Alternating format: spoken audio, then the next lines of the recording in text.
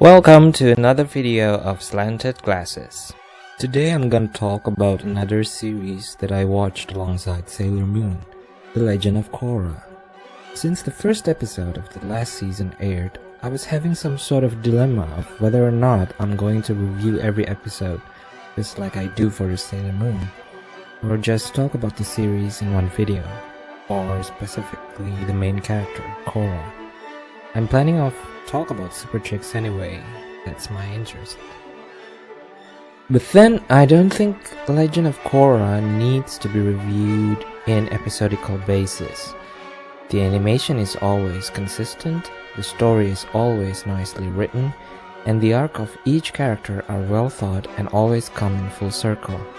So it's already a top-notch series and impossible to nitpick. I love the experience that each episode delivered, and even filler episodes, or the episodes where the story moved to another side plot without touching the main plot, worked well in advancing the main plot and establishing the world they building. The Legend of Korra is a sequel to Avatar: The Last Airbender, set 70 years after the events of that series. First thing that caught my attention was how the world it depicted is already improving. The fantasy Asian traditional feel from The Last Airbender was already evolved into industrial age. We now see the world in Korra in more steampunked surroundings. This breathes life into the fictional world, as it wasn't just stopped in one-time capsule. I think the decision to skip to 70 years after The Last Airbender success is a bold move in Nickelodeon part. They have to introduce a whole new set of characters, with only some of them have a real connection to the established character from The Last Airbender, and they're not even the main characters. Whilst this definitely gives the writers a fresh start, I can see that they don't rely on past successes as a basis. Legend of Korra's creators realized that the fans of The Last Airbender, which were children, already teenagers now, so the tone of the series is more serious.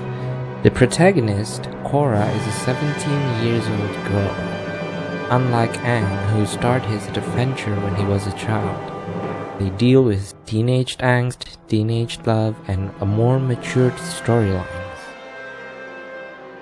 Right off the bat, the villains depicted in the series are now put in more ambiguous light. They're not just dead evil or wanted to take over the world like the simpler villains of The Last Airbender, but they're more like the people with genuine motivations for the betterment of the world they're living in. More often than not, they're misunderstood people who decided to take wrong actions. Even to call it wrong is a misnomer, since in their point of view that's the best way to pursue their aspiration, albeit misinformed about the astronomical implication of their action. I think that's writing villains 101. We only see them as villains because we viewed them from the protagonist's point of view, whose purpose is being challenged by their actions. As for they're really evil or not, that's another question entirely. Korra as the main protagonist is depicted fairly good. Her character isn't treated differently because she's a girl. If she's a male, the whole story won't be any different. I don't know if that's a good thing or a bad thing, but I generally thought that it is good, since female characters are often treated differently just because they're female. Legend of Korra succeeded in depicting her as a human being, not a token female character. My only criticism of the show is probably the comedy. It clashes with its serious, dark, and heavy political tone. I often cringe every time Bolin or Farid come into scene because beware, some hilarity will ensue. It disrupted the flow of the story sometimes, and I found myself wanted the shenanigans to quickly stop, so we can focus more on what is important. I think they're trying to keep the light-hearted comedic moments from The Last Airbender. Cartoony and over-the-top actions of these comic reliefs felt more jarring and forced now, since the plot is always so heavy and serious and sometimes life-threatening.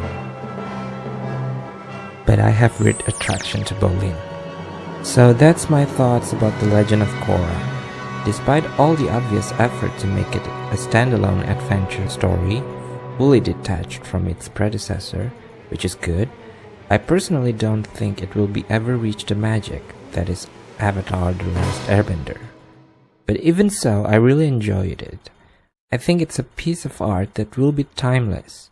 The amount of love and dedication put forth in its creation is strongly projected throughout its entirety. And if you haven't watched it, give it a try. It will be one of the best things that happened in your life. So, what do you think? Tell me in the comments.